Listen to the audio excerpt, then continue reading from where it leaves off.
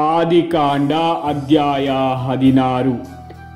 ಅಬ್ರಾಮನ ಹೆಂಡತಿ ಸರಾಯಳಿಗೆ ಮಕ್ಕಳಿರಲಿಲ್ಲ. ಆಕೆಗೆ ಈಜಿಪ್ಟ್ ದೇಶದವಳಾದ ಹಗಾರಳೆಂಬ ಒಬ್ಬ ದಾಸಿ ಇದ್ದಳು.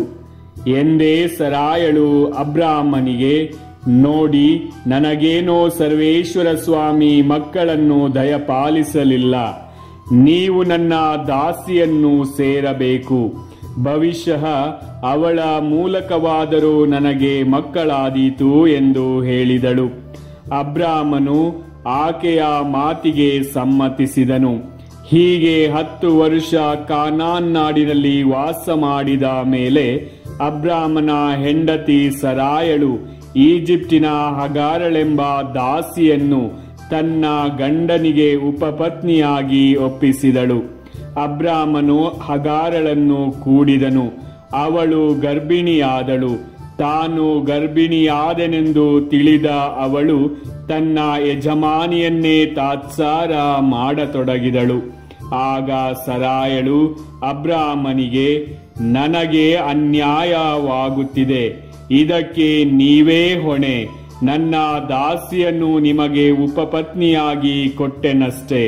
ಇವಳು ತಾನು ಗರ್ಭಿಣಿಯಾದೆನೆಂದು ತಿಳಿದದ್ದೇ ನನ್ನನ್ನು ತಾತ್ಸಾರ ಮಾಡುತ್ತಿದ್ದಾಳೆ.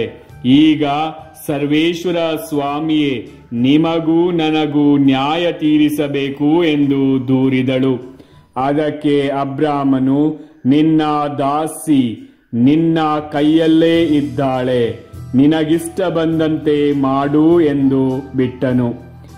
ಬಳಿಕ ಸರಾಯಳು ಕೊಡುತ್ತಿದ್ದ ಕಿರುಕುಳವನ್ನು ತಾಳಲಾರದೆ ಹಗಾರಳು ಓಡಿ ಹೋದಳು.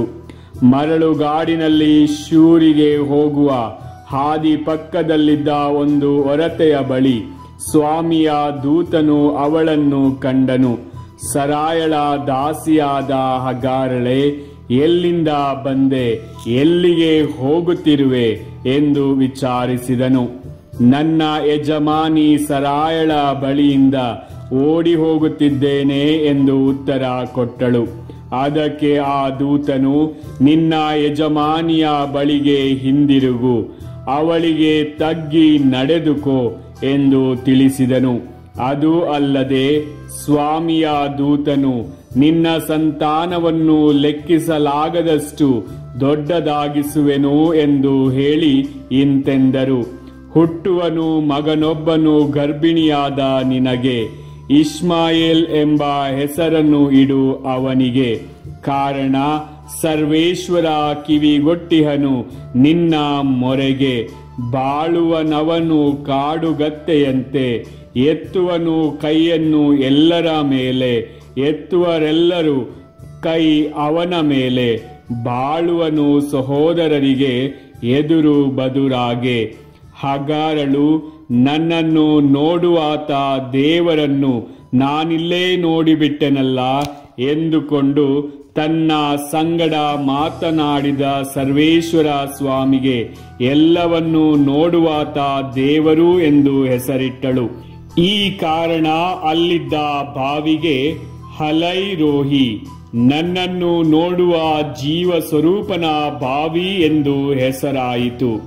ಹಾಗರಳು ಅಬ್ರಾಮನಿಗೆ ಒಬ್ಬ ಮಗನನ್ನು ಹೆತ್ತಳು. ಅಬ್ರಾಮನು ಅವನಿಗೆ ಇಸ್ಮಾಯೇಲ್ ಎಂದು ಹೆಸರಿಟ್ಟನು. ಆಗ ಅಬ್ರಾಮನಿಗೆ 86 ವರ್ಷವಾಗಿತ್ತು. ಪ್ರಭುವಿನ ವಾಕ್ಯ.